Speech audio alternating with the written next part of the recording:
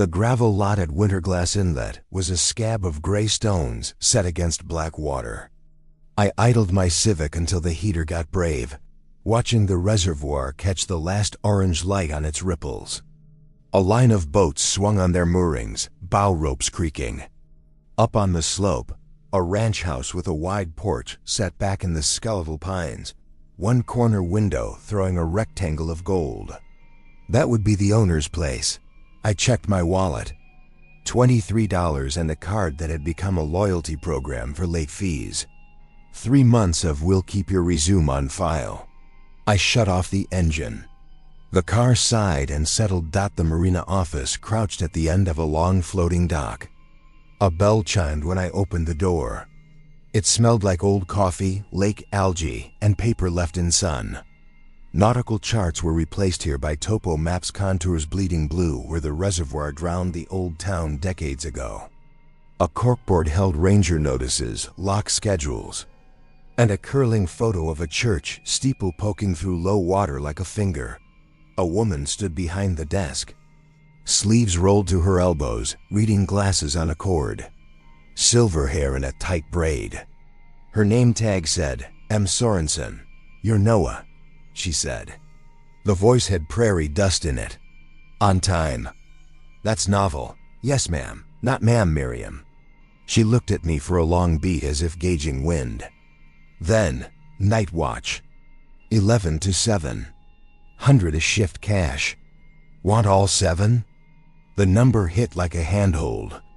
"Yes. You ever done nights?" I closed at a grocery, and I delivered for a diner until 2 a.m. on weekends. My mouth was dry. "I stay awake. You'll need to." She opened a drawer, pulled a flashlight big enough to thump a bear, and set it on the counter. The bean head had been wrapped in duct tape to keep it from clattering on metal. "Hourly patrols. You sign the ledger on the hour. Between rounds, you can read, knit, recite psalms. I don't care. There's a space heater, but don't die by it." "Duties?" I asked, too eager. "Keep an eye on the boats. Make sure nobody's siphoning fuel or cutting locks. This is a working inlet, not a picture for postcards. You'll check the fuel kiosk, the maintenance shed, the south finger. Then loop the breakwater walkway and back, clockwise, always clockwise." She slid a folded sheet from under the ledger and pushed it across to me with 2 fingers. "And then there are these. 4 lines written in block letters. Neat enough to pass as type. Do not answer voices from open water. Follow the patrol route exactly. Clockwise. No shortcuts. If you meet anyone in a yellow slicker, place the brass key on the ledger and do not speak. Avoid eye contact with reflections. Moving against the wind." I read the rules twice and felt my eyebrows go north. "These are specific. Specific is safe." She didn't smile. "You call the Rangers if there's trouble, not me. If something feels wrong and you can't name it, come to the office, lock the door, and sit with your back to the wall." "My bedroom light." She jerked her chin toward the house on the hill, east side, second window. "Flash your light 3 times at the glass if it's serious." "I won't be happy, but I'll come." "Why the slicker?" I heard myself ask. Miriam's mouth compressed like she'd remembered a taste. "Because it shows up, and because it doesn't drip." She ran me through the route at dusk. Fuel kiosk, check locks, check nozzle caps. Maintenance shed, door, windows, padlock. South finger, count slips even if they're empty. Breakwater walkway, go to the painted bolt with the green stripe and stop there. Turn your back to the black water and listen 10 seconds, then go. "That pause matters," she said. "Timing matters." By the time she left me with the ledger and the big flashlight, the inlet had taken its night shape. The water went from pewter to a hole in the world. The pines stationed themselves like sentries. Somewhere across the reservoir, a dog barked twice, then thought better of it. The first night was a diagram you traced to learn a city. 11 o'clock. Signature in the ledger, Noah Medina. 11 o'clock. Clear skies. Light wind, then out into cold, clear air. The dock boards thudded under my boots. I moved the beam and a careful fan so I wouldn't blind myself on chrome railings. At the kiosk, I ran my fingers along the lock to feel for warmth or tampering. Shed, intact. South finger, slips empty except a pontoon with mildew freckles on its canvas. Breakwater, the walkway turned to narrow planks above tires chained like fat black donuts. At the green striped bolt, I stopped, faced land and listened. The lake made a hush like breath behind a door. I went back clockwise. I signed 1201. I poured coffee that tasted like somebody's sock. The space heater ticked to itself and offered heat an inch past its grill. On the wall was a newspaper clipping about the day they flooded the old hamlet Winterglass becomes. Water storage for 3 counties. Black and white faces smiling into a future that needed their houses to become trout apartments. At 1:17 on my 3rd patrol, I heard someone crying help. Out past the end of the south finger flat, clear, close, like the sound had been poured into a channel and slid to me without losing an edge. A man's voice, not drunk, not slurred. I lifted the beam, but fog had come out of nowhere, just enough to make the light into a wall. Help me. It said again, directly where the beam died. My hand went to my throat like it had forgotten its job. Rule 1 sat on the paper in my pocket, heavy as a coin. Do not answer voices from open water. I forced my feet to turn. Back to the office. Phone. I dialed the ranger station number on the corkboard. The voice on duty sounded mid-yawn but professional. I gave location, time, the direction I'd heard it. Sound carries funny out there, she said. We're sending a boat anyway. The inlet swallowed the noise of their motor until the bow's white light slid through fog like an eye. I flagged them with my beam, pointed toward the south finger. They hove out, crisscrossed the area, and vanished into mist beyond the breakwater. When they came back, the guy in the orange jacket shrugged like he was apologizing for physics. Nothing, he called. No empty hulls on the lake, no missing reports. Okay, I said, my mouth not trusting any other shapes. He cupped his hands. You'd be surprised at loons. They can sound like a person when they get it in their heads. I'll keep that in mind. When the boat's red and green dots pinpricked away, the water went blacker, like their lights had been the last proof of anything else alive. I wrote it down in the ledger. 119. Voice heard from open water. Rangers notified. Negative search. The pen skated more than it wrote, my hand trembling so the letters looked like the lake had reached up and wiggled them. Nothing else happened. I would later learn that was a kind of kindness. On the 5th night, frost braided its way up the dock ropes, turning each twist white. My breath came out as crisp ghosts. The rules had begun to feel like steps in a dance you do not want to miss. Sign, check, count, pause, listen, go. At 2:02, just past the green striped bolt, the water hiccuped. Not a splash. Not a fish. The surface made a sound like someone patting a wet tablecloth twice. Then, hey. The voice was right by my calf, below the planks. A whisper wanting to be an invitation.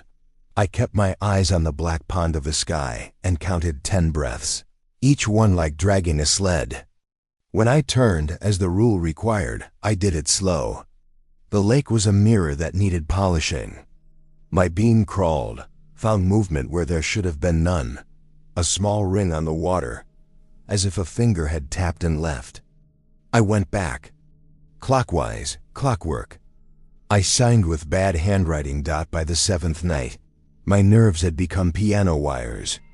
The heater's tick felt like someone testing them. Miriam found me in the morning with a look I could not read, half approval for keeping the rules, half someone weighing time on the scale of a face. Good first week, she said. First weeks are when people invent shortcuts. They step over what saved them. I'm not stepping over anything, I said too fast. Good. She tapped the ledger with her index finger. Keep the book honest. I nodded. I wish that had been the whole of it. The fog didn't so much arrive on night 9 as it took a seat where air had been. It bundled the inlet in wool. The floating dock felt narrower by half, and every sound wore a coat. My boots, the small creak of bumpers, the faint slap of water against tires like a hand patting a pocket. Little halos bloomed in my beam around bolts and cleats. The world past 30 feet ceased to have the courtesy of existing. At 12:47. On the south finger, I saw the slicker yellow knee-length, hood up. A person stood at the 40-foot mark, feet together, hands at sides, facing the blackness where water pretends it's sky. The coat looked new. The boards around their boots were sparkled with frost. The frost at their feet had not melted. My mouth forgot a catalog of words and saved one. Rule 3. If you meet anyone in a yellow slicker, place the brass key on the ledger and do not speak. I hadn't found a brass key yet. Miriam hadn't shown me one. But the ledger lived on the desk like a ritual object, and the brass key, wherever it belonged, clearly mattered more than my questions. I turned. Slowly, didn't break stride, didn't look. The slicker's hood never pivoted. I counted to 10, then 15. Then I was at the office door with a heart too big for the cage that held it. Inside, I placed the ledger in the center of the desk and set my own key ring on top house key. Car key, the skinny padlock key for a storage unit I couldn't afford. Because brass is brass and rules are rules, and sometimes the shape of obedience is all you get. My phone vibrated. Unknown number. I answered without thinking. You did fine, Miriam said. Don't talk to it. Don't let it talk to you. How did you? I began. The office phone rings my bedside. I can see the dock from my window even when you can't. She breathed, a small human sound in a sea of not. If it still stands there at 1:30, flash at my east window 3 times. What is it? Not a ranger call. They can't help with every kind. She hung up. At 1:28, I peered through the blind. The slicker stood where it had stood, a marker where a person should be. The fog made a world the size of a stage, and that stage had one prop. I raised the big flashlight and sent 3 slow flares into the rectangle on the hill. The house window went dark. Then the porch light clicked on, then off. 10 minutes later, footfalls I didn't hear became Miriam herself opening the office door with her own key. Stay, she said. Hands on the desk. Doesn't matter what you hear. She smelled like pine, wool, and cold coffee. She walked out onto the dock alone with nothing but a coil of thin rope looped around her shoulder. The fog ate her within 10 steps. I put my palms on the desk. I lasted for maybe 30 seconds before I heard the first sound. Not words, but a rhythm like fingertips drumming on wood, and then the tiny snick of a fingernail on metal. There was a whisper after, indistinct, the way you hear your name in a crowd of strangers and every head feels like it could be yours. The dock shuddered once under a weight. Then silence. I counted to 300. Miriam returned with the coil of rope around her shoulder and no change in her expression. What did you, office? Lock the door. We sat. I realized my palms had left damp prints on the ledger like signatures you don't want to admit are yours. It doesn't drip, she said after a while, as if continuing a conversation I hadn't earned. You notice things if you have to. You notice what refuses to behave.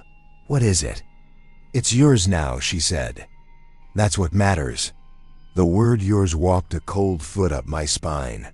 She slid her hand into her coat pocket and set a small brass key on the ledger. It was old, cut with teeth that looked like a house key's if the house had a taste for riddles.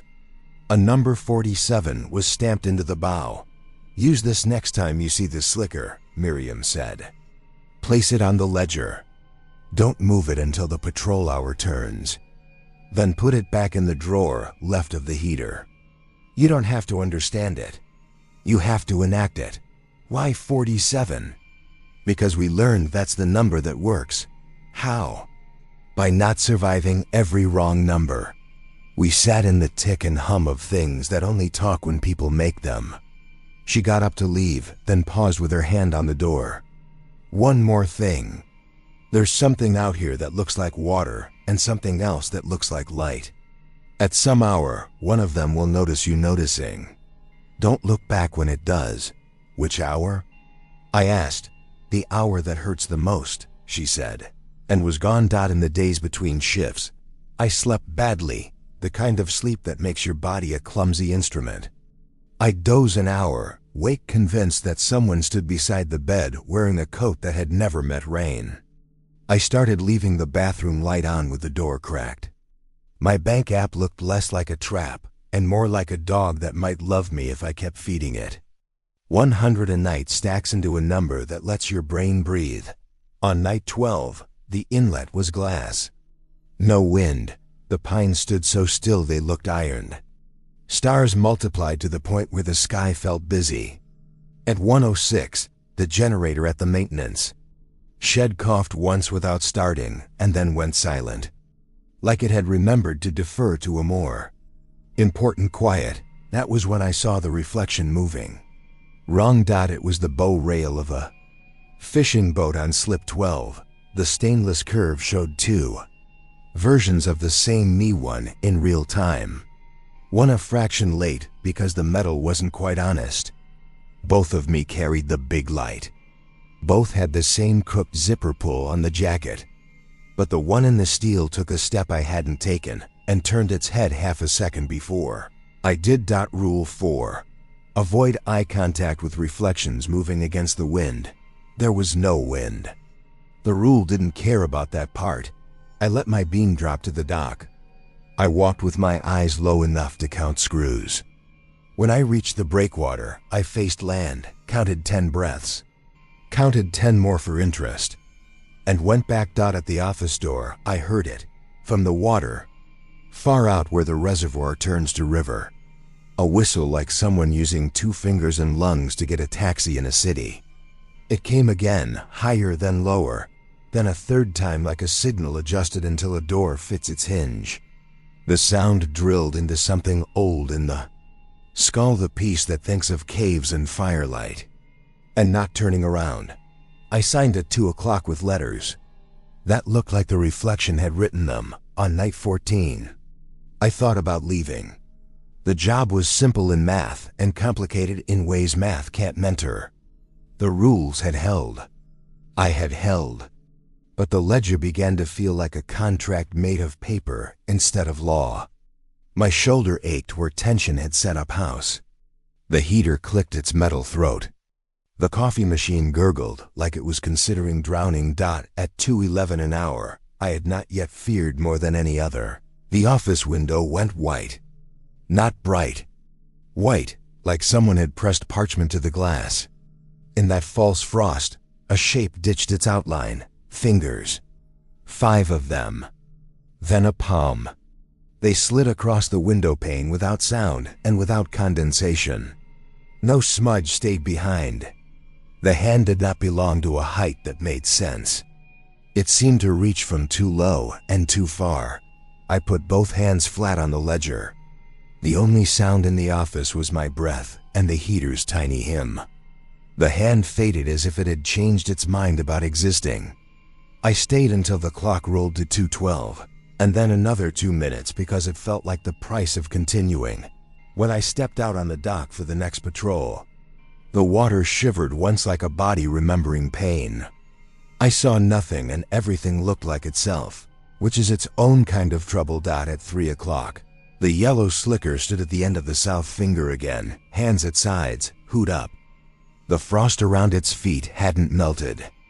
I set the brass key on the ledger and didn't speak. I didn't look again until 3:59. The corner of the slicker's hood was visible in the blind's gap. It had not moved a centimeter. When the hour ticked to 4, the spot was empty. I put the key back in the drawer left of the heater and found, under a roll of trash bags, a second key wrapped in wax paper. Brass, stamped with a different number, 11. I didn't touch it. I closed the drawer like closing someone else's diary and turned off the heater to hear the inlet better.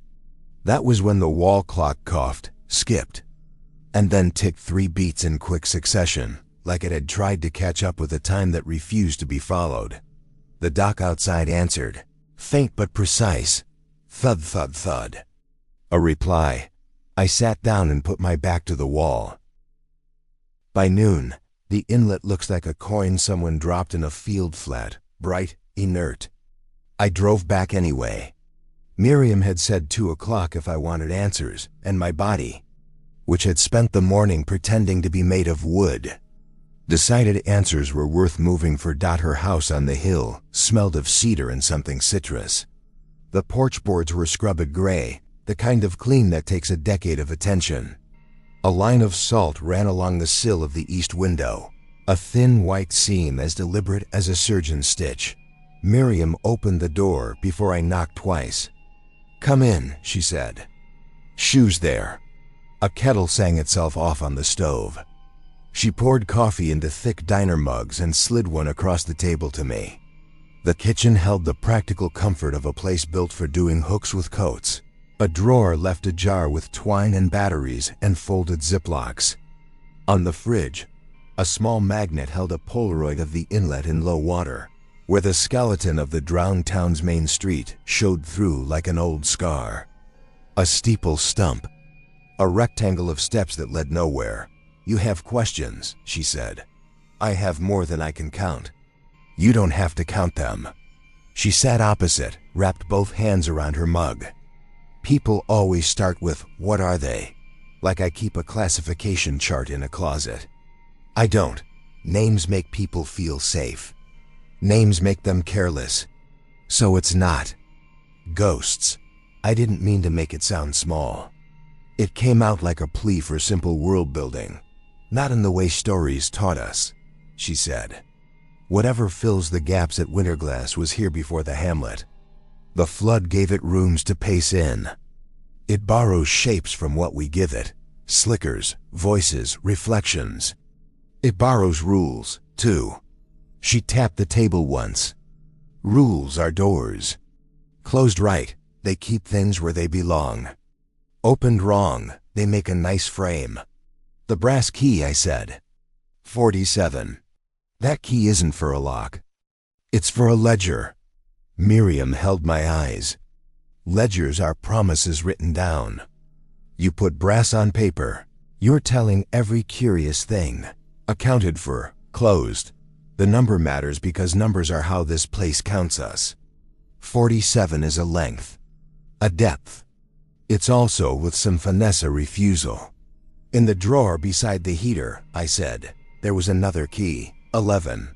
She didn't look surprised. Good. You saw it and left it. That one's for a different hour. Don't mix them. Don't improvise. The inlet loves improvisers. How did you learn any of this? Miriam leaned back. The floor creaked, a familiar sound even in a house that had been cared for like a friend. Badly, trial error. My husband had the job before me. He lasted 2 winters here before the night orders landed in my hands. The night orders? She smiled without humor. What you have is a postcard. There's a longer list. You don't need it all until you need it. But since you're asking, since you're still showing up at 11, I'll open more drawers. She stood, went to a narrow cabinet I had mistaken for a pantry, and returned with a clipboard under elastic bands. The top sheet was the paper I knew, the 4 lines in machine-neat block letters. She slid the clip and showed me another beneath it. If the water whistles 3 notes, do not step onto ground until the hour turns.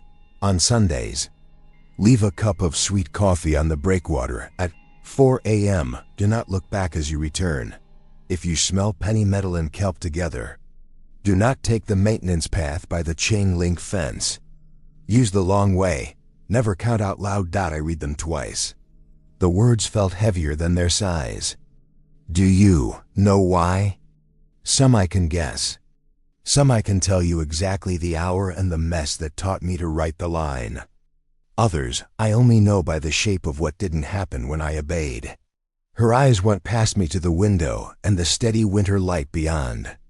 The whistle means it's asking you to match a pattern. If you step onto dirt or gravel while it calls, the pattern gets inside your legs. The coffee is for payment. It likes sweetness, and the hour is a hinge. The chain-link path holds an echo in the fence. If you go that way with that smell in the air, the echo will outpace you. I don't count out loud because once a man did, and he counted past himself and the inlet counted with him. What happened to him? The question walked out before I could chaperone it. The number of steps he took kept going. She shook her head, ending the story right there, which felt like mercy. We sat with the kind of quiet that doesn't demand to be filled. You can walk away, she said, businesslike again. I'll pay you for 2 weeks and wish you whatever passes for peace these days. Or you can keep taking the ledger at the top of the hour and leave coffee on Sundays. If you stay, you follow every line I've shown you and the ones I haven't yet. You keep the book honest. I'm staying. The answer surprised no one. Then take this. She slid a small tin across the table. Inside, a sandwich bag with sea salt, a scuffed carpenter's pencil, a stub of beeswax candle, and 2 brass washers stamped 3 and 9. Salt for sills. Pencil for marks where chalk wouldn't last. Candle if the power goes. The washers are weights. If a page tries to turn itself, divot math. 3 and 9 tame a lot of improvisation, she said. If you forget everything else, remember clockwise. I napped hard in the afternoon with the kind of exhaustion that feels like being poured back into a mold. The drive down felt shorter than the last 100 times. The inlet was a flat bruise the color of weather. I parked in the gravel lot and sat a minute with the engine off, listening to nothing and everything. At 10:45 I unlocked the office. The heater breathed out a ribbon of warmth. I took the tin from my jacket and lined the east window sill with a pinch of salt to mirror the one in Miriam's house. It felt foolish and precise and necessary in equal parts. I checked the ledger, set the big flashlight where I could catch it without looking, and made a cup of coffee that existed mostly to prove I could do small, good things with my hands. The 11 o'clock patrol was textbook. Fuel kiosk, locks cold, caps tight. Shed, hinge squeaked like a mouse complaining, something to oil at noon, not at night.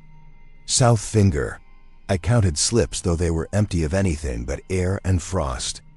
Breakwater, faceland, breathe, listen. The lake made the small noises lakes make when they're deciding if they're going to freeze in a week or two. At 12:06, a loon called far out, an actual loon. The tremolo unmistakable, and I laughed out loud. The sound weird and too bright in the office. I clapped a hand over my mouth and let the laugh die into my palm like it had misbehaved. The 1 o'clock round brought fog low to the planks, a shallow dish someone had set over the inlet. My boots made shallow moons in the frost. At the south finger's midpoint, the smell of copper and kelp braided itself into the air and hung there, a ribbon. Rule 7. I took the long way down the main dock, looped wide past the aluminum can rack, doubled my steps instead of cutting behind the chain link. An echo followed anyway, a half beat behind my heels. When I reached the breakwater, I put my back to land and counted 10 breaths. On the 8th inhalation, I heard the echo stop 1 beat after I did. It was like realizing you've been holding hands with something you can't see. Clockwise. I reminded myself. Clockwork. Back in the office, I set the ledger square in front of me. A page corner trembled as if a fan were on low. There was no fan. The heater went quiet as if to focus. Not tonight, I said, too soft to qualify as speaking to anyone. I slid washer 3 onto the top right corner and 9 onto the bottom left. The paper stilled like a scolded cat. At 1:47, from the black, the whistle came, a 3-note call. Not bird, not boat, not human. High, higher, low. The sound threaded through the glass and sat in the room like a decision. I stood, reflex in my calves, seeking the way tired bodies go, off the dock, onto gravel, a circle in the lot to shake off nerves. Rule 5: put a hand on my chest. Do not step onto ground until the hour turns dot, so I walked the dock. Loop, loop again, clockwise, counting breaths instead of steps because the 8th rule had its own gravity. The whistle found different keys and took them on tour, high, low, low. Then a flat fanfare, then the first pattern again as if to say, choose. At 1:59 the sound faded like someone lowering a fader in a studio. When the minute clicked to 2 o'clock, a quiet fell that had weight. I stood on boards. I didn't test the ground until 2:01. At 2:13 an hour, I had learned to dislike without knowing. I had learned it. The office window blushed white again. Parchment laid to glass. A hand pressed through that false frost, leaving no fog. It was smaller than the last I'd seen, child size. The fingers splayed, then drummed once. Tap, tap, tap. 3 beats, like the clock when it tries to catch up. Behind the hand, the whiteness made a shape that might have been a hood if hoods made light instead of shadow. I set my back to the wall and put my hands on the ledger. 3 and 9 kept the page honest. The heater ticked. I tasted copper because it had decided to visit. I breathed in the way Miriam had shown me. In for 4, hold for 4, out for 6, count in my head and not in my mouth. The hand withdrew. The white faded with the slow courtesy of a polite guest taking their leave. At 2:58, the parking lot security light blinked twice and died. The heater coughed. The office settled into a dark that felt closer than dark should. I reached for the drawer, found the beeswax candle by touch, and struck a match on the drawer's rough edge. The little flame's yellow angled toward the window like it approved of my sill salt and wanted to live. There, power out meant the dock. Lights would be dead too, except the breaker. Panel that feeds them sits in a metal box at the fuel kiosk. To get there, I had to leave the office. I stood at the door with the candle cupped in one hand and the big light in the other. The rules clicked around in my head like well-behaved marbles. Do not answer voices from open water. Follow the route. Exactly. Clockwise. No shortcuts. Key. For the slicker goes on the ledger, not in my pocket. Do not make eye contact with reflections that move wrong. Do not step on ground when the water sings. Sundays at 4. Coffee for the breakwater. Long way if the air tastes like pennies and tide. Never count out loud. I opened the door. Cold entered the room like it paid rent. Outside, the inlet was a slice of graphite. Without the dock lights, the stars stitched themselves down closer. The candle threatened to sulk and die, so I shielded it with my jacket edge and kept the big light aimed low. Watching my boards, counting breaths, Clockwise took me past the shed. A trickle of something like wind moved across my knuckles, then stopped, as if it had been assigned me but got distracted. At the south finger, I heard the water make the tablecloth sound again, 2 soft pats in a row. I did not look. The metal box at the kiosk was locker room cold. I set the candle on the pump housing. Wax made a chewed lip on its edge. Inside the panel, the main breaker had tripped sideways as if nudged. I put my thumb to it. A beat before I pushed, somewhere behind me on the dock boards, a single step sounded. Then it didn't. Clockwise, I said in my head, and flipped the breaker. The dock bulbs shivered awake, one by one, small suns taking their places. The candle decided to be brave and guttered high as if in applause. The office window glowed at the edge of my vision, a small square of human. I closed the panel and reached for the candle to take it back. That was when I saw the slicker. 10 yards away, where the south finger meets the main dock. Yellow hood up. Hands at sides. No breath fog in front of it. No drip darkening the boards. Frost still white at its feet. The brass key sat on the ledger in the office, the way the rule requires. I had obeyed. The slicker stood anyway. Don't speak, I told the part of me that lurches toward conversation when afraid. My left hand tightened on the flashlight. My right kept the candle cupped like a fragile argument. I turned clockwise, slow as an idea, and began the long way back. My boots made the domestic sound of rubber on wood. The slicker didn't pivot. Still, I felt the pressure a held gaze makes between shoulder blades. Halfway home, the reflection game tried me. A porthole ring on a moored trawler showed my candle twice, one in my hand, one lagging a fraction flat. The lagged flame licked higher and leaned toward my sleeve. I lowered my eyes, watched my feet. Breathed in fours dot at the office door. I stepped inside and set the candle on the desk so fast the flame flinched. I put both washers on the ledger out of superstition more than rule, then lifted the brass key 47 and placed it dead center on the paper. The door rattled once. Not much, just enough to tell me some arrangement had been recognized. I waited 3 minutes with my hands in my lap because I didn't know what else to do. Then I went to the window and peered through the blind. The slicker still stood at the junction of docks. A small, wrong part of me hoped it would scrape the hood back so I could stop wondering what silhouette the inlet had borrowed tonight. It did not oblige me. It simply stood. The lights made the yellow look like a lighthouse in a child's drawing dot. At 3 o'clock exactly, I checked again. Empty boards. Frost where feet had been unmelted, unmarked. I put the key back in the drawer. The other key, the one stamped 11, sat in its wax paper, like a coin you'd rather not spend. I closed the drawer and breathed again, as if I'd been practicing holding my breath without a lake. Sunday arrived like a formality. At 3:50 a.m., I brewed coffee strong and sweet and poured it into a chipped mug with a blue anchor fading on the side. I carried it out, steam writing a note between my hands, and set it at the green striped bolt on the breakwater. I did not look back while I returned. The urge to do so was a live wire against my shoulders. A tap on the back of the neck that said turn, turn. It's only polite to meet what you feed. Inside the office I made myself small in the chair and counted verses of a song I didn't say out loud. The tick of the heater and the slow gooshing breath of the lake through tires kept time.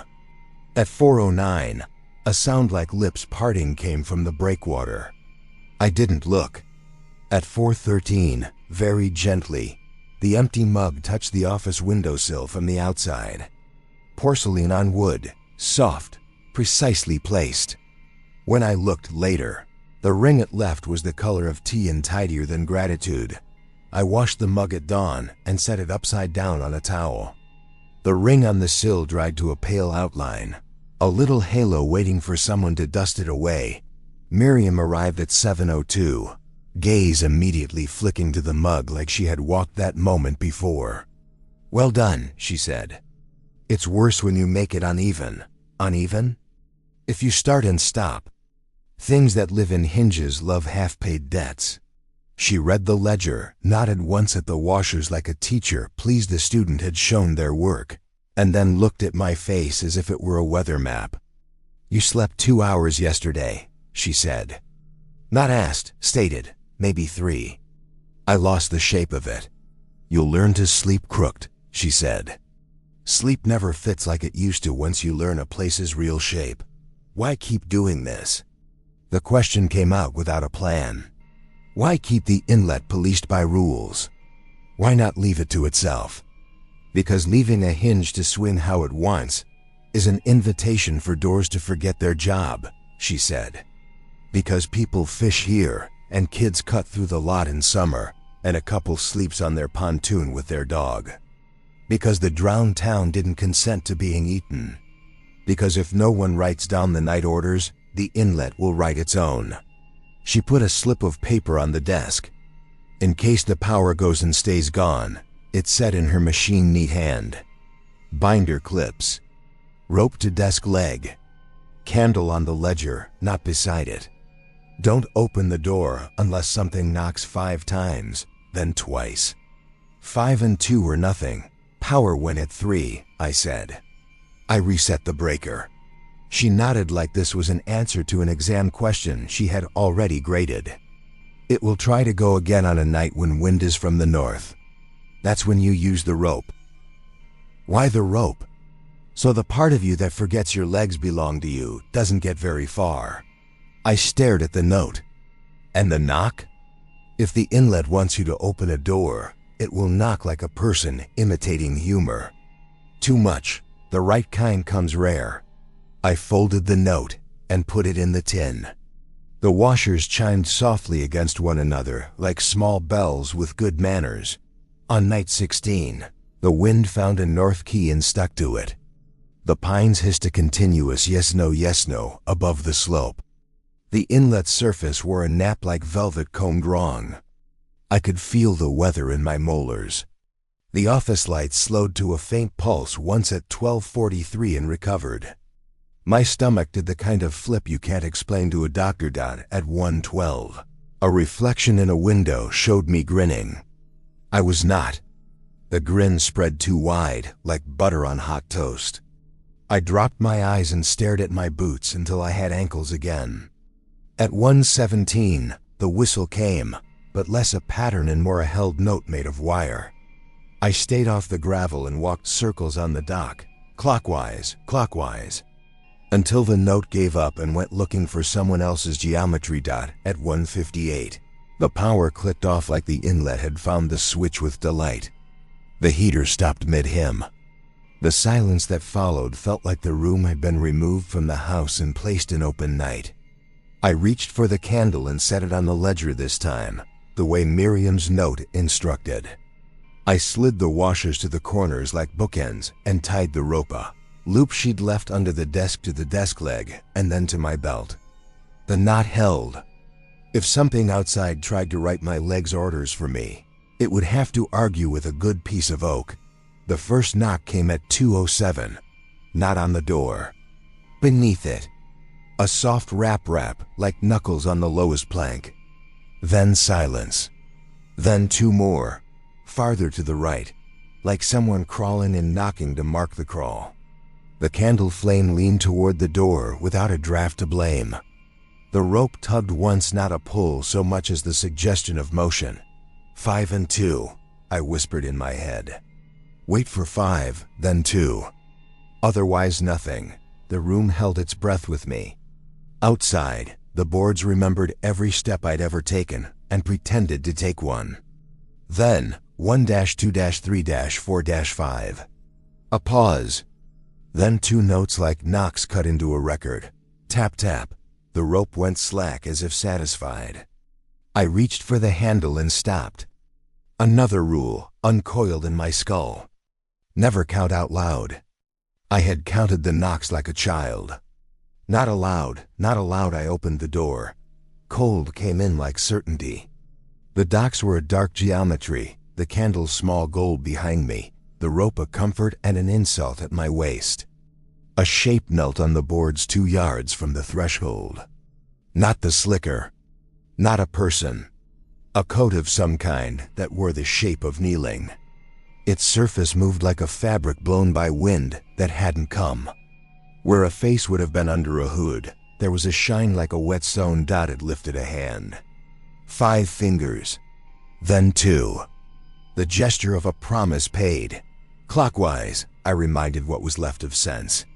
I stepped onto the dock and closed the door behind me until the latch caught. The rope snubbed at my belt. The shape rose without the intermediate motions rising requires. It turned toward the breakwater, and I followed, clockwise. The rope at my belt kept a quiet conversation with the desk leg as I stepped onto the planks. The candle flame behind me did what small flames do when asked to guard a country. They tried anyway. Dock lights held steady. The shape in front of me moved the way a decision moves, no arm swing, no weight shift. Just here, and then a little further here, clockwise took us past the maintenance shed and the aluminum can rack. Past slip 12 where the bow rail showed 2 versions of anyone with a face. I kept my eyes low enough to count screws in the boards and high enough to see the shape's feet not leaving marks at the breakwater. It stopped at the green striped bolt as if that stripe were a map marker. It lowered as if kneeling again, no intermediate motions, and set its palm to the boards. 5 soft taps. A pause, then 2. I counted in the bones, not the mouth. Beyond, the water looked wrong in a new way. Not choppy, not glass, but patterned, a patch the size of a living room, where the surface bore rectangles of a lighter dark, stacked 2 over 2 like windows. The panes brightened, dimmed, brightened again, and no wind at all. The pattern floated an inch or 2 down like a memory refusing to sink. Rule 4 raised its hand in my head. I did not try to meet whatever eye a window can be. I stared at the painted bolt like it was a hymn book. The shape lifted a hand and touched its slick sleeve to the bolt, then to the boards beside it, marking an invisible triangle. It turned its knot face toward me and held its hand out, palm up. There was something in that palm I didn't see at first, a circle of glass no bigger than a jar lid. The surface wore a skin of water that did not drip. I shook my head once. I would not take what hadn't been offered to the ledger first. The shape made the smallest tilt, as if amused by my attempt to be clever by being obedient. It set the glass on the boards. The water on it pulled itself thin and then thick, as if tasting the planks. Inside the circle, letters formed not written with ink, but revealed like rubbing charcoal over an engraving. Not my handwriting. Not Miriam's neat machine print. A third hand I did not know. 9.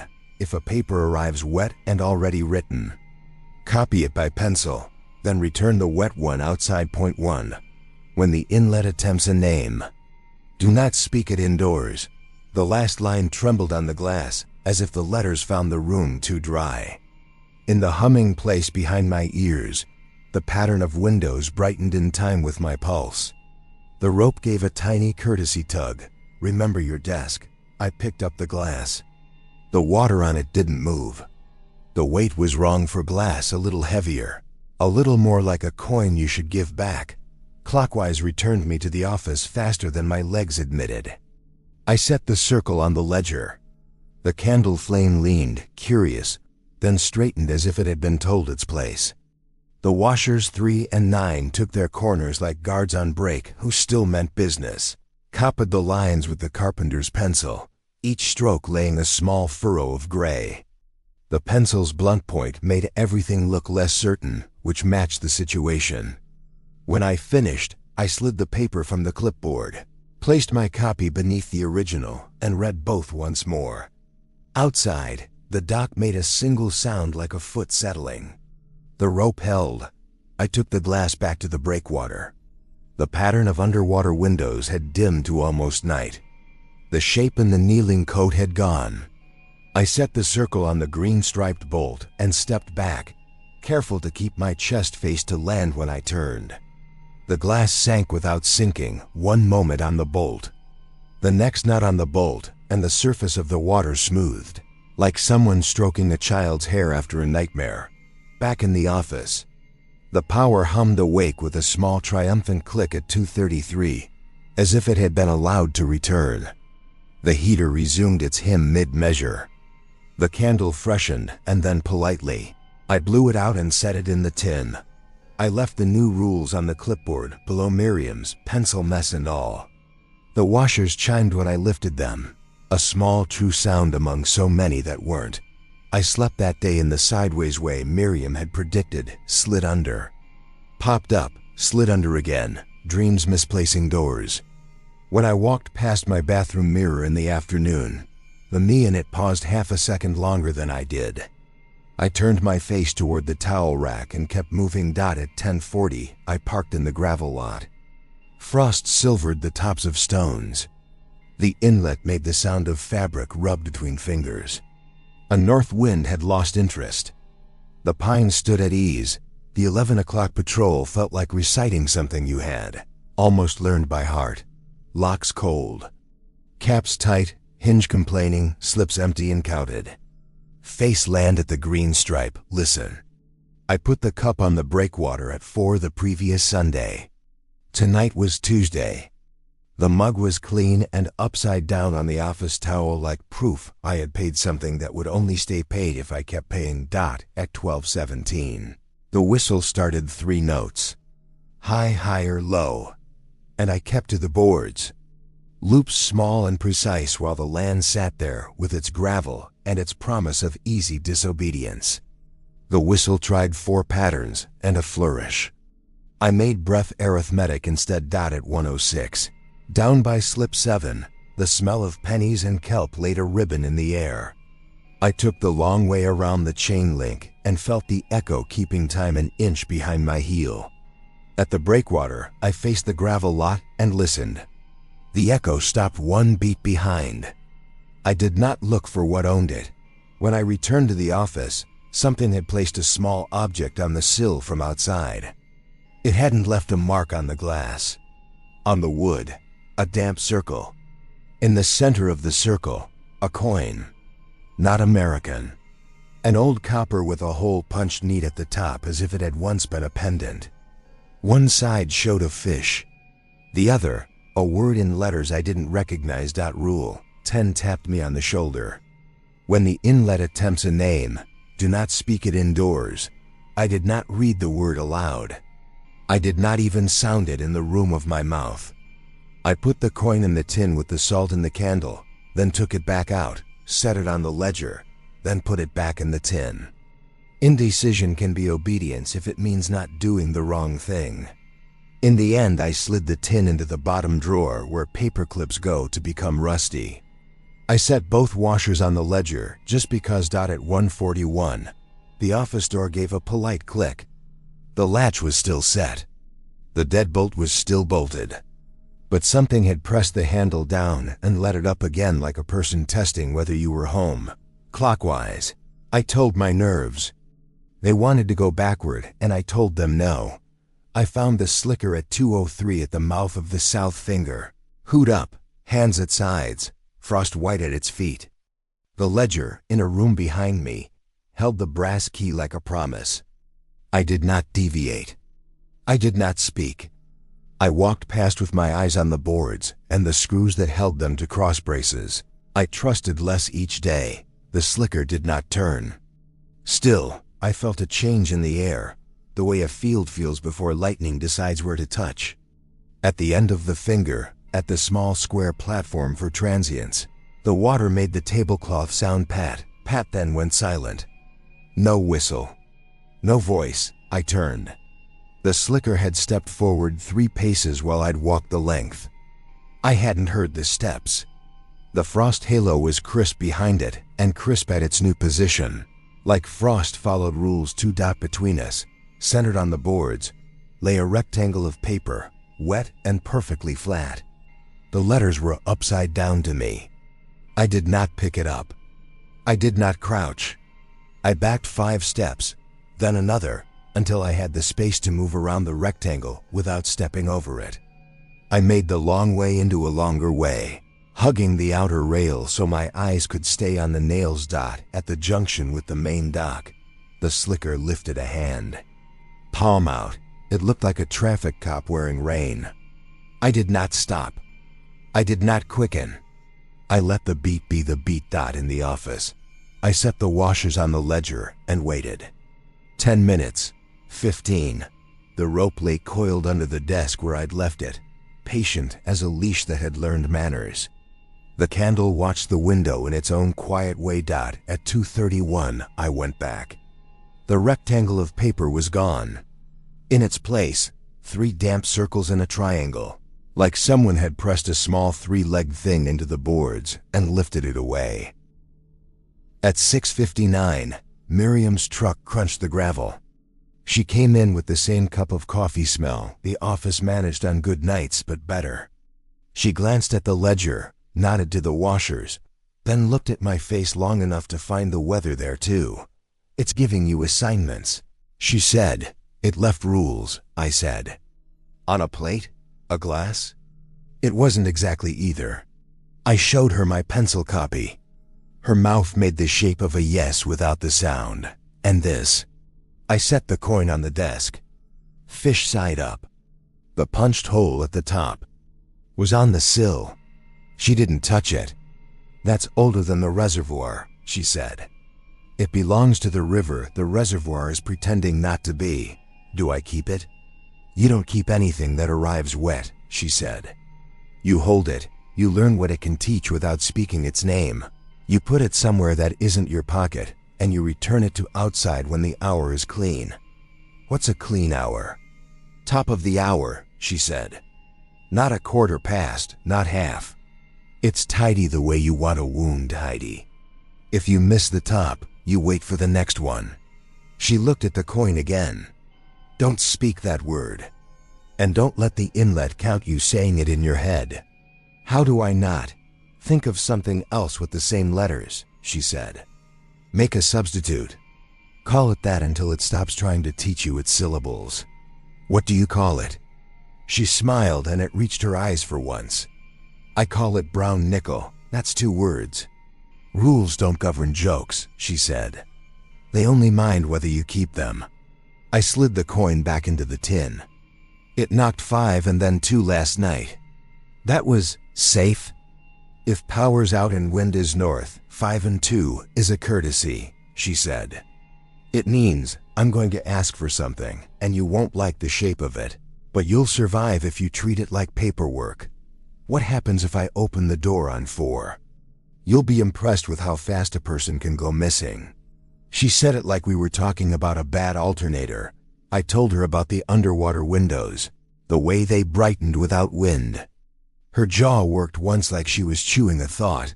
Don't look into those, she said, though the rule had already written itself. They're not showing you rooms. They're showing you a place that wants to move in. She took the night orders clipboard, slid my pencil page under the original 4, then added my 2 new lines in her machine neat with a pen. Congratulations, she said, tapping the board. You're writing the book. That's not how I pictured publication, I said. That's how most of it happens. She said. At the door she paused, hand on the frame.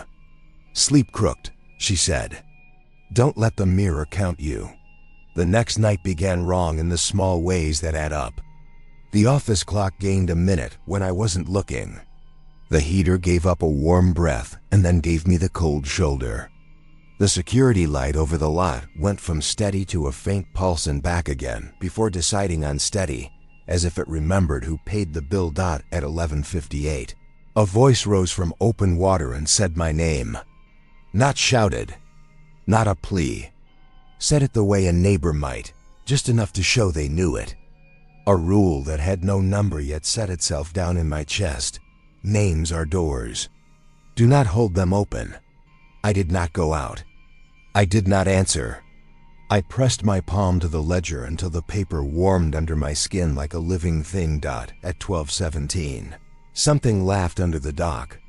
The sound was hollow and wooden, as if a joke had been told in a barrel and the barrel enjoyed it. At 1 o'clock, the slicker stood halfway down the main dock, not at the junctions it preferred. It had moved into the artery. I walked past with my head a degree too low and my breath a beat too measured. When I returned at 1:59 for the next loop, it stood at the office door. The rope lay coiled where I could reach it. The brass key sat on the ledger like a boundary stone. The washers were in their corners. I counted breath math and opened the inner door to the tiny bathroom instead of the outer to the night. I ran the tap. The water came out brown for a second and cleared. I washed my hands until they stung from honest heat. When I stepped back into the office proper, the outer door's window was filled with yellow, hooed, no face. The slicker's hand lifted and rested knuckles on glass. It didn't knock. It just waited, as if patience were a crowbar. I put the brass key dead center on the ledger. I did not touch the handle. I did not extinguish the light or make more. I let the room be the room. At 2 o'clock, exactly, it stepped away. Frost shone where it had been and where it was going. The door's window went back to being a square that admitted the night in a small, polite way. I sat down. I put my back to the wall. I breathed. The ledger settled under the washers like a lake in slack wind, and from the water, farther out than any dock. The whistle started again, 3 notes, then silence. Then a second set that slid upward like a hand on a rail. It wanted a partner. It wanted call and response. I pressed my tongue to the roof of my mouth and thought of all the letters in brown nickel. Morning made the inlet look innocent again, boats yawning at their moorings, gulls being obvious about everything. By 2 in the afternoon, clouds stacked to the north like a crowd considering whether to rush the stage. I slept crooked and woke with the word on the coin pacing the edge of my thinking. I replaced it with brown nickel until the letters gave up trying to march dot at 10:42 p.m. The gravel lot was a dull drum under my boots. The wind had a north pin in it. I checked the breaker panel, then checked the tin, salt, candle, washers, rope coiled where it could be forgiven for everything. The 11 o'clock was clean. At 11:37, a patrol car glided into the lot and parked nose out like habit. Officer Paget, broad-shouldered, hands polite, late 30s, stepped out. His breath fogged. "We had reports of lights on the reservoir during last week's fog," he said. "Teenagers usually." "Anything?" "Just dock lights," I said. "Rangers were out that night." He scanned the water like someone staring at a trick they can't see yet. "Place gets odd after midnight," he said like he was trying to make it a joke that didn't quite commute. "Call if you get actual people problems." He tapped the hood twice, 5 and 2 in miniature, without meaning to, and left dot at 12:13. The office clock hiccuped again, skipping then catching itself. I marked it in the margin of the ledger because some nights it felt like the only thing I could do was give the inlet paperwork. The wind picked up, then forgot to finish the thought. The heater muttered a hymn dot at 1:02. The slicker stood at the junction to the south finger. Hands at sides. Frost halo. No drip. I walked past. When I returned at 1:29, a wet rectangle lay on the boards near the green stripe. I gave it space and went back for the pencil. On the wet page, 11. On nights when the hour repeats. Place key 11 on the ledger until the minute changes. 12. If you hear your name from under the office. Put salt on the sill and do not stand barefoot. A repeat hour. 1:11, 2:22, 3:33. The ones clocks make into folk art. I copied the rules. I left the wet page outside where I'd found it and returned to the office. Set key 11 in its wax paper on the ledger at 1:11. The minute rolled to 12. I put it back dot at 1:17. The whistle came. A 3-note question with the middle note bent wrong like a smile practiced in a mirror. I stayed on the boards. The land had its own gravity and I refused it. At 1:33, the power tried to step out again. The heater hiccuped. The light over the lot pulsed once. I set the candle on the ledger preemptively. The flame held steady. Washers 3 and 9 sat in their corners and made a geometry the night tolerated dot at 2:03. A child-sized hand ghosted the glass and left no fog. I pressed my palms to the desk until the skin on my hands warmed the wood dot at 2:22. I set key 11 on the page for a minute. The wind changed its mind and sat down. The slicker, at the limit of the south finger, did not move dot at 3 o'clock exactly. Something like laughter rolled under the dock wooden hollow. The generator at the shed coughed and stayed polite. The reflection in slip 12 grinned too wide in the bow rail. I walked with my eyes on the screws dot at 3:33. The inlet held its breath, and then let it out in one long sigh through the tires at the breakwater. The whistle didn't sound. Instead, a single low note stretched between shore and dark like a wire. I felt it across my ribs. I set key 11 on the ledger and kept it there until call on 3:4 dot when Miriam arrived at 7:01. She read my copies and added the new lines to the neat list with her pen. "The repeating hours are hinge hours," she said. Good instinct with the key. Did we make these rules or did they tell us what to write? I asked. Yes, she said, and drank her coffee. The storm announced itself small. A patter on the roof like someone dropping marbles softly, the kind of rain that thinks it's snow. By midnight, The north wind had found a spine. The dock lights haloed with damp and grit. The office smelled like hot dust and wet wool. I tied the rope to the desk leg and to my belt. I set the candle on the ledger, washers holding the page like a frame holds a picture a house would prefer not to hang. I flashed 3 times at Miriam's east window because the sky was a rag and sometimes courtesy is its own currency.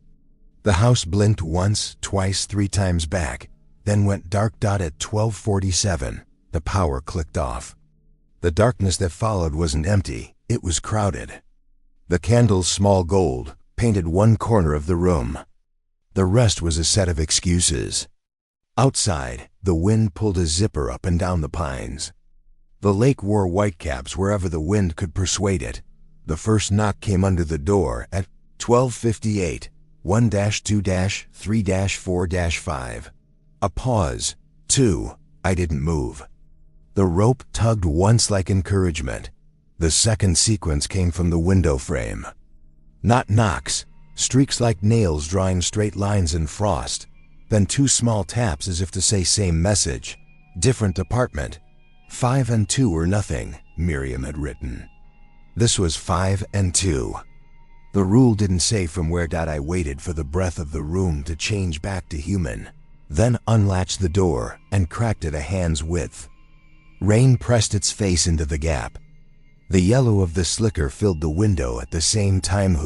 No face flat against the glass. The rope tightened. The candle leaned toward the window. The ledger fluttered once, then the washers scolded it.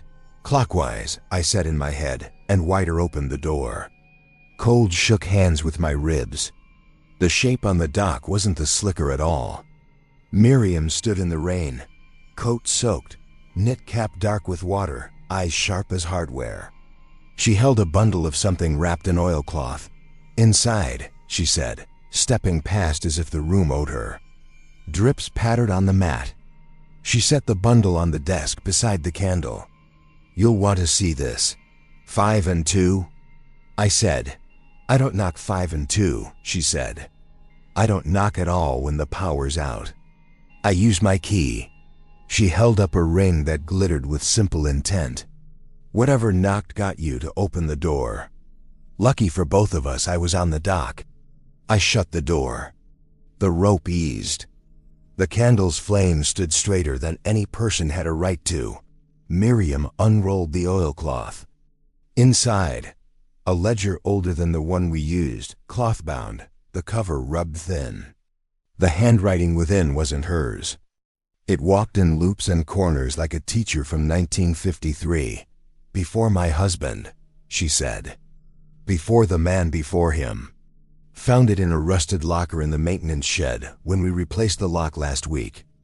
I didn't want to bring it down here until the storm made me sentimental. The early pages held hours and weather. Then rules appeared, some I knew, some adjacent, some cousins that had married and moved away. My finger hovered over one line. If the water calls you by your second name, answer only with the first. What's your second name? Miriam asked. I breathed. Noah Ezra. It knows by now, she said. So do I. She found another page, tapped a penciled corner. Never sleep on your back. They like you best when your ribs are a roof. A gust hit the office hard enough to make the window complain. The candle guttered and recovered. Something moved outside, low to the boards, like a dog made of weather. Key 11 at double hours, Miriam said, scanning. Pay coffee at 4. Never count out loud. She flipped 3 more pages. When the spillway opens, do not stand between parallel rails. The spillway? They drop the level sometimes before a big weather, she said. Rails are where gravity behaves like a suggestion. She snapped the book shut. Storm's going to test your circles. You ready to walk? I untied the rope. The candle I left where it was. On the ledger, washers in place. A little gold stubbornness in a storm. We stepped out into weather that had decided to say its piece. Clockwise, shed locks. Fuel kiosk, panel humming dead under rain. South finger, Boards slick, our boots careful, our breathing the metronome. The slicker stood where the main dock met the finger, hood up, hands at sides. Rain didn't pepper it. The frost halo was a ring of dry boards in a world of wet. Miriam didn't look. She lifted her chin 1 degree as if acknowledging a neighbor who cannot take a hint. "Don't break stride," she said without moving her mouth. "The thing with patience has all night." At the breakwater, the lake should have handed us wind and chop. Instead, 50 feet out, the surface made windows again, 2 over 2 over 2, a building that wanted a tenant. Light in those panes pulsed in a pattern the storm didn't own. A low note vibrated the boards under our feet. "Don't look into it," Miriam said. "Better to count breath than to let it count your eyes." We breathed 10 together. On the way back, the office light candle only shined a thumbprint of warmth. It looked like a thing worth keeping.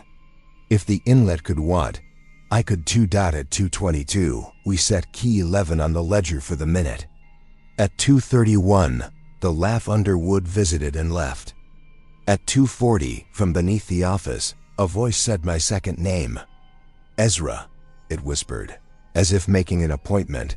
I poured a thin line of salt along the inside sill. The powder took water from the air and lay there like a white thought. At 3:03, 3 soft taps under the door. Then 2, a pause. Then 1 more. 5 and 2 and 1. The ledger did not say what to do with that extra. "Nothing," Miriam said. "When it adds an ornament, it's performing. Don't clap." At 3:33, the low wire note came again, stronger. The dockboards hummed. Miriam took a brass washer from her pocket, notched with a 6. She set it on the ledger with our 3 and 9. 3 and 9 make a frame, she said. 6 is for rooms you don't want opened. At 3:59, I brewed coffee strong and sweet. At 4 o'clock, in the weather's teeth, we carried it to the green stripe and set it down. On the way back, the urge to look over my shoulder was a leash. I let it pull and did not turn. The office door shut with a relief that embarrassed me. At 4:13, porcelain touched the sill outside. Through the glass, the mug waited patient as a dog. The storm eased its jaw a little. Dawn took forever and then happened all at once. As if somebody had remembered how the sky works. "You open the office for day chores," Miriam said, wiping rain from her eyebrows with the heel of her hand. "I'm going to sleep long enough to believe in day shift problems." She stepped into the weather one more time, looked back once at the candle burning stubborn on the ledger, and nodded at it like it had passed an exam. I poured the coffee ring off the sill into the mug, washed it clean, set it on a towel, and wrote in the ledger while the washers kept the page where we could find it later. The storm's backhand hit 2 nights later. The reservoir dropped a foot between dusk and midnight. The spillway must have opened upstream. The rails of the maintenance tram down the slope shone with wet. I reread the old ledger's line. When the spillway opens, do not stand between parallel rails. The rule was so specific, it could only be the scar of a story. At 11:49, a ranger truck rolled through, paused. The beam of his flashlight drifted across the office window, then moved on. I signed the ledger and walked the route. At 12:17, the whistle came in a new pattern. Low, high, high, then a breath-long pause. I felt the gravel shore like a door I had to refuse. I kept to the boards, made loops, counted breath arithmetic, thought of brown nickel until the syllables got bored and left me alone. At 12:33, I set key 11 for the minute and felt the pressure ease, like someone had taken their thumb off a bruise. At 1:03, the slicker stood not on the dock, but beside the maintenance rails down the slope. Rain slicked the ties, ran, pooled, ran. The slicker's halo was not frost this time, but dry dirt, 2 feet wide of untouched ground in a world that had turned to soup. It shouldn't have been possible. Don't step between those rails, I told my legs. You don't belong to gravity tonight. I walked the long way. The slicker didn't follow. It didn't need to. Its job was to be there, not to chase. When I returned past the point 2 minutes later, the dry halo still circled it. A line of dim prints led down the slope between the rails. Small boot marks, child-sized, pressed into mud and not filling with water. The lower sets vanished where the ground leveled. The lake, lower than it had been in months, wore a ragged shoreline like a shirt someone had torn with both hands. At 1:22, a set of underwater windows lit 50 feet out. The panes pulsed light that wasn't reflected, but made. I kept my eyes on the bolt and my breath on a leash. At 1:33, the office clock skipped again. I wrote it in the margin. At 1:41, 3 soft taps on the bathroom wall from the pipe's direction, then 2. The field needed me to open doors. I closed more. At 2:02, the coin in the tin clicked once like it had hit another coin. I hadn't put any other coin in there. I opened the drawer. The tin sat where I left it. I didn't open it.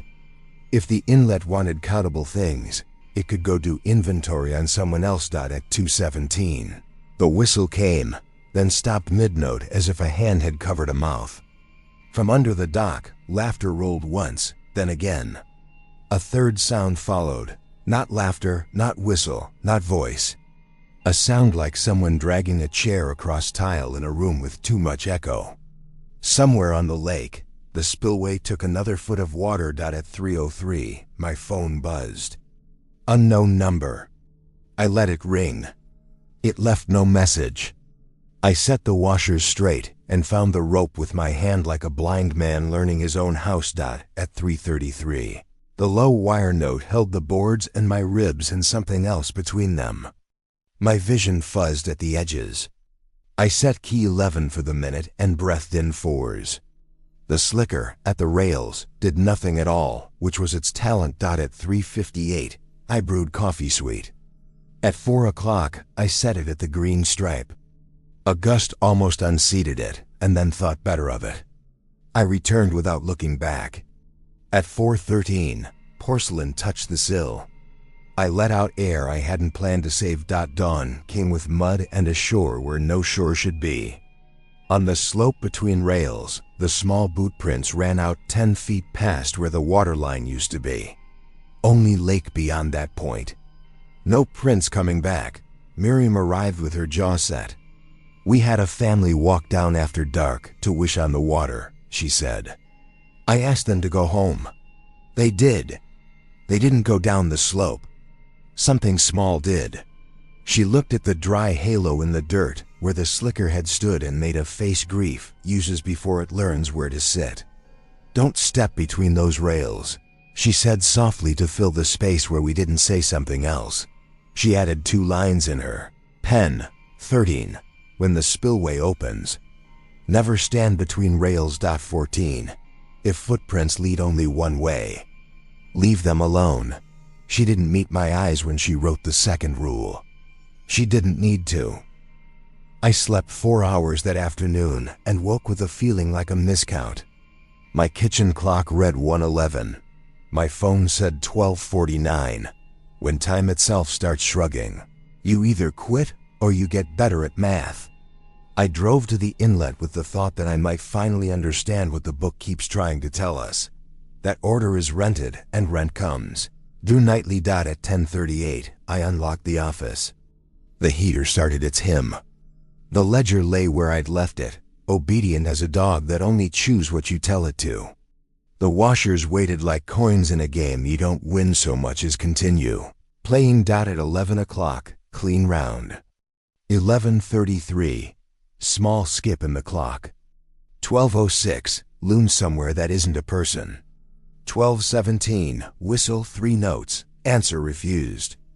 12:22, reflection and slip 12 smiles wrong, and I look at screws. 12:33, key 11 for the minute.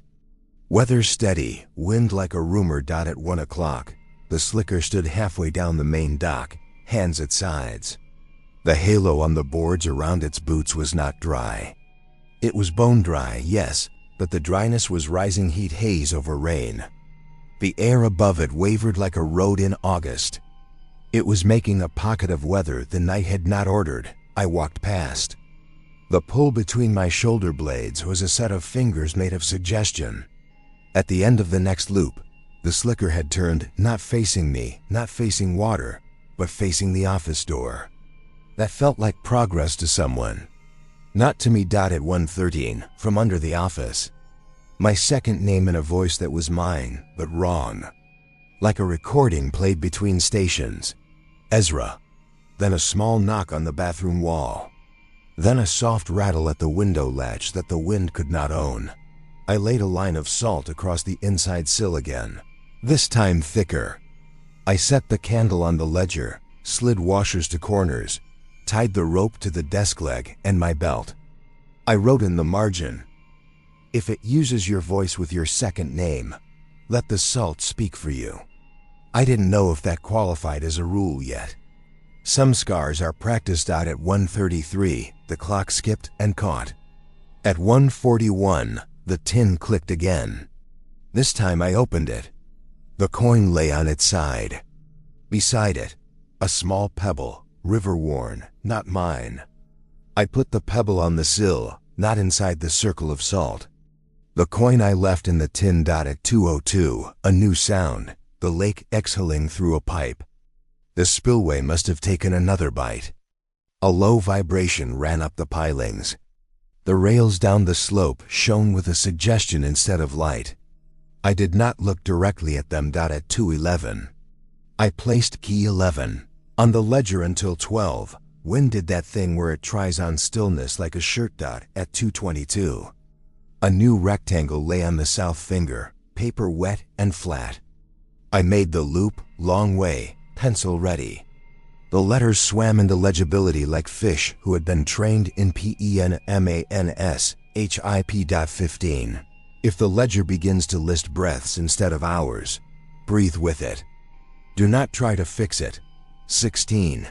If offered a name on a coin, return it to water at a clean hour. Use the breakwater, not the slope. I copied. I returned the page where I'd found it. I stood at the green striped bolt at 3 o'clock with the tin in one hand and the coin warm in my palm through the metal. Warmth means something has already decided something. The whistle did not sound. The windows did not light. The slicker at the office door had vanished or had become something else that waited for me to ask. "I will not speak you," I told the coin without a mouth. At 3 hours 0 minutes and 40 seconds, not 1, not 59, but clean enough, I set the coin on the breakwater's painted bolt and stepped back without turning. The coin eased itself under the film of the water, the way proper nouns take a room when you're not careful. The surface smoothed. The low note through the boards loosened its rope. When I turned, the office window held a small white square of candle flame and the shape of a person standing inside. Me. The reflection moved half a beat before I did, then chose my exact step on purpose. It smiled with my mouth and showed too many teeth. Rule 4 didn't whisper. It shouted. I dropped my eyes, counted screws, breathed in for 4, held for 4, out for 6. Back in the office, the ledger had started writing on itself. Not words, breaths. A line of cursive loops, perfectly even, 1 per inhale, 1 per exhale. The pen on the desk sat where I had left it. The loops were darker on the inhales, lighter on the exhales. Like the book had inked a cardiograph, I put both washers on the corners. I did not touch the page. I sat with it, breathed with it. The loops kept time with my chest until the minute turned. Then they stopped in the middle of an inhale and flattened like a melody at the end of a phrase. At 3:33, the wire note took the room again. The office walls leaned in with it. The candle flame thinned to a knife. The rope tugged once toward the door, gentle as a teaching. The knock that came was not 5 and 2. It was 3 and 9. Then 6 once. A trinity of numbers the washers and Miriam loved. Not your trick, I said to the dark. Ours. Outside the window, the space where the slicker had been grew hot in the rain again. the air wavering. The door handle pressed down and held, then let go. The frame took a sigh. The heater stopped singing and kept the silence. The ledger stayed put under the weight of math. The low note ebbed at 3:34. At 3:58, I brewed coffee. At 4 o'clock, I set it at the green stripe and returned without looking back. At 4:13, porcelain kissed the sill. Dawn burned through with an exhausted grace. The reservoir lay a foot lower still, exposing the brick outlines of what had been a foundation near the tram rails. In the pines, crows negotiated jurisdiction. On slip 12, my reflection yawned when I didn single quotes T.Miriam, read the new rules, and wrote them into the neat list. She took the pebble from the sill and weighed it. River keeps receipts, she said. We pretend otherwise. The book says different. She closed the ledger with a respect that was almost affection. I thought about quitting last night, I said. The confession sounded like another rule that had asked to be written. Not because of fear, exactly. Because of math. It felt like there were too many moving numbers. You stayed, she said. Which gave you a number to write down. She tapped the page. 15, 16. That's 2 more doors closed right where they like to slip in. It's not a war. It's bookkeeping. She took a folded paper from her coat and slid it to me. A contract, simple, 2 paragraphs, numbers that looked like yours when you can finally pay on time. Night watch, $150 per shift, 7 per week unless otherwise arranged. A line at the bottom for signatures. You don't have to, she said. I know, I said. And signed, she signed, then looked toward the hill where her house kept its own rules. I'll sleep while it lets me. At the door, she paused. Don't sleep on your back, she said. You snore when you do. The inlet likes that sound. I laughed once, the small kind that lets air out of a room that needed it. Yes, Miriam. She left. The office made a noise like it had decided to behave for the morning. I washed the mug. I set it upside down. I drew a line under the night's last entry and wrote, in neat letters I hoped would age well, night orders, current 1. Do not answer voices from open water. 2. Follow the patrol route exactly, clockwise, no shortcuts. 3. If you meet anyone in a yellow slicker, place the brass key on the ledger and do not speak. 4. Avoid eye contact with reflections moving against the wind. 5. If the water whistles 3 notes, do not step onto ground until the hour turns. 6.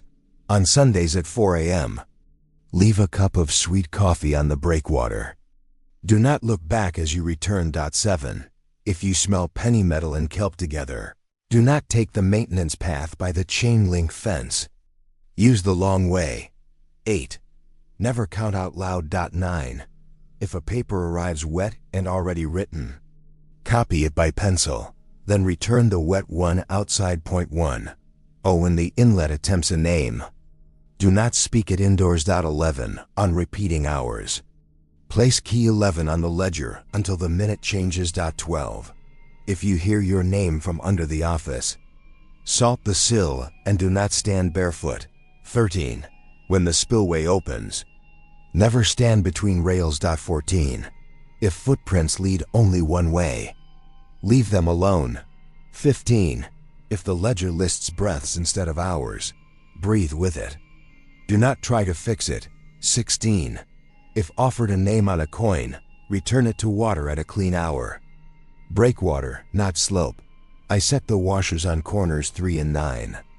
The ledger looked right sitting there, ordered, weighted, capable of being carried by a person with a good belt and better decisions.